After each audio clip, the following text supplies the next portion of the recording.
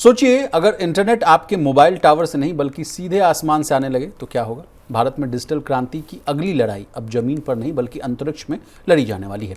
और इस रेस में एंट्री लेने जा रहे हैं मुकेश अंबानी, जिनकी कंपनी रिलायंस इंडस्ट्रीज अब अरबों डॉलर के दाव के साथ LEO यानी लो अर्थ ऑर्बिट सैटेलाइट की दुनिया में कदम रखने की तैयारी कर रही। मकसद साफ है, स्टारलिंक जैसे ग्लोबल दिग्गजों को टक्कर देना और भारत का अपना देसी सैटेलाइट इंटरनेट खड़ा करना। यानी जिस तरह जियो ने टेलीकॉम सेक्टर में सस्ता डेटा देकर खेल बदल दिया था, अब वैसे ही जो है क्रांति अंतरिक्ष से आने की तैयारी है। लेकिन सवाल यही है प्रवीण सर कि क्या रिलायंस सच में स्टारलिंक को चुनौती दे पाएगा? क्या भारत का जो डिजिटल भविष्य यानी जो फ्यूचर है अब सैटेलाइट्स के भरोसे होगा? और अगर ये कदम इंटरनेट की दुनिया में आया तो नया पावर शिफ्ट लेकर आएगा क्या पूरा? नहीं, देखिए विशाल, मामला केवल और केवल स्टारलिंक या अमेजॉन के लियो या और जो दूसरे क्यूपर है, वन वेब है, इनको चैलेंज करने तक का केवल सीमित नहीं। ये कहानी और ये लड़ाई बहुत बड़ी है और लंबी और अलग तरह की लड़ाई है। इंडिजिनस वाला मामला है क्या? हाँ, दरअसल मामला पूरा का पूरा जो स्पेस है, अंतरिक्ष है, उस पर कब्जा जमाने का एक तरह से मामला है।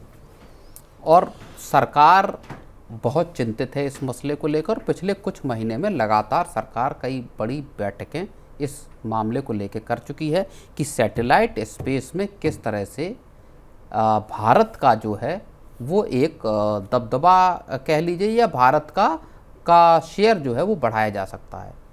और इस कहानी को ऐसे आप समझिए कि चीन ने जो है जो इंटरनेशनल आपका टेलीकम्युनिकेशन यूनिट है, यूनिटी है, उसमें 2 लाख सैटेलाइट्स के लिए का नेटवर्क बनाने के लिए, जैसे स्टेलियन बोलते हैं, उसके लिए चीन आवेदन कर चुका है। 2 लाख सैटेलाइट्स का आवेदन है। कितने साल में वो ये नेटवर्क क्रिएट करेगा ये अलग चीज़ है, लेकिन उसके एप्लीकेशन 2 लाख सैटेलाइट्स की हैं। भारत अभी इस पूरे मार्केट में बहुत एक मिनिस्क्यूल प्लेयर है, उतना बड़ा प्लेयर नहीं है। अब सरकार चाहती है कि प्राइवेट कंपनियां भी इस धंधे में उतरें और सरकार भी अपनी तरफ से वो कोशिश कर रही है। तो एक बड़ा मार्केट जो शेयर है उसको कैप्चर करने की दरअसल लड़ाई है और ये मार्केट अपने आप में बहुत बड़ा है। अभी भारत को विदेशी सैटेलाइट से तमाम चीज़ों को, सर्विसेज को उधार लेना पड़ता है। तो सैटकॉम यानी सैटेलाइट कम्युनिकेशन से इतर बहुत सारी चीज़ें हैं। GPS है, आपका वेदर फोरकास्टिंग है, डिफेंस है, ये तमाम चीज़ें जिस तरह से दुनिया पिछले अगर आप 1.5-2 साल को देखेंगे या रूस की लड़ाई के वक्त से अगर आप उसको पकड़ लीजिए तो तब से दुनिया का जो वॉरफेयर है वो बहुत हद तक चेंज हो चुका है। और माना ये जाता है कि अभी जब ईरान की और अमेरिका की लड़ाई हुई है तो उसमें चीन ने अपने सैटेलाइट से ईरान को इस बात की लाइव जो है वो इमेजरी प्रोवाइड की है कि अमेरिकन बेसिस कहाँ कहाँ हैं, उनमें क्या क्या एसेट्स हैं। और उसी के बूते पर जो सटीक स्ट्राइक करने में ईरान सफल रहा, इसको लेके कई रिपोर्ट्स आई हैं।